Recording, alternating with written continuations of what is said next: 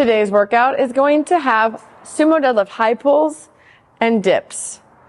We're going to try to go with ring dips, but if you're not able to utilize ring dips yet because of a stability or strength issue, go ahead and use the bars for this or a bench. Now today, we're going to be actually doing a ladder up of sumo deadlift high pulls and a ladder down of dips. We're going to be alternating back and forth from one to the other until we get all the way down. The workout starts off with 2 sumo deadlift high pulls. We're going to go ahead and really externally rotate those toes outward. Think about more of like 3 o'clock and 11 o'clock, kind of that position there, or on the clock. We don't want our toes directly forward. We're going to send our knees out. Our chest needs to be up. We want this energy to be moving upwards. And so pushing those knees out really hard is going to really get that elastic energy to help you get the bell upwards.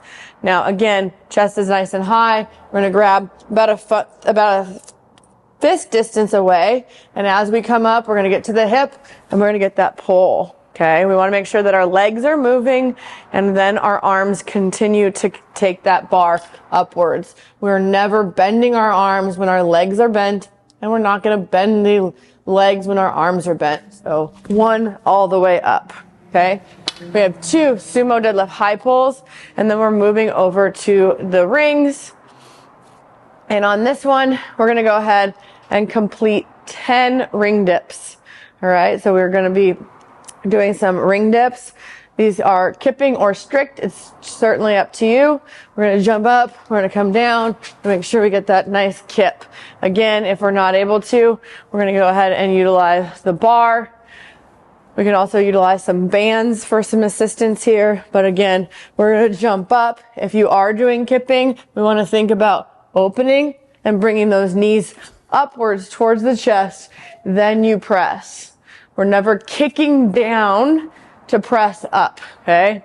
That is actually counterproductive to what we need to be doing. If we kick down, the force will bring our body down. It won't assist us on the way up of that press, all right? As soon as we finish 10 dips, we move back to our sumo deadlift high pull bar, and we're going to complete 4. Okay, so the high pulls are going to go up by 4s. All right, so we have our 4 reps. Then we're moving back to the dips for 9 dips.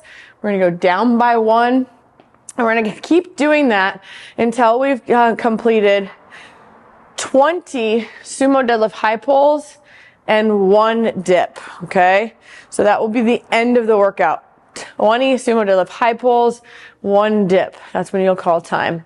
Now, the weight today for the sumo deadlift high pull is 95 pounds for the men, 65 pounds for the women. This is a moderate load. This allows you to get that good extension through the drive. We're going to get that bar above our clavicle and under our chin. Don't go in front of the face or in front of the nose. That's not a safe position for the shoulder. Want to keep it nice and close. Elbows are going to be high. Don't drop. If it drops down below the bar, that's a no rep. Want those elbows high and outside. And then we'll go ahead and move from rep to rep. This workout is going to be sneaky. We want to be mindful. Remember, on our dips, we want to actually get that full extension at the top. And that means that there's a slight pause at the top of the dip, whether it's on the rings or the bar. We want to get to that top position. We'll come down, we'll dip and hold and then come down. A lot of times under fatigue, we see somebody get through the dip part, get that extension almost, and then fall through. We need to see the control at the top. Remember, this is an open-esque type of workout, so we want to make sure that we're hitting those good standards, making sure that we don't get any no reps. All right? So we'll move back and forth. Remember, we're alternating from the high pull to the dips and going back and forth until you've completed every single rep listed above.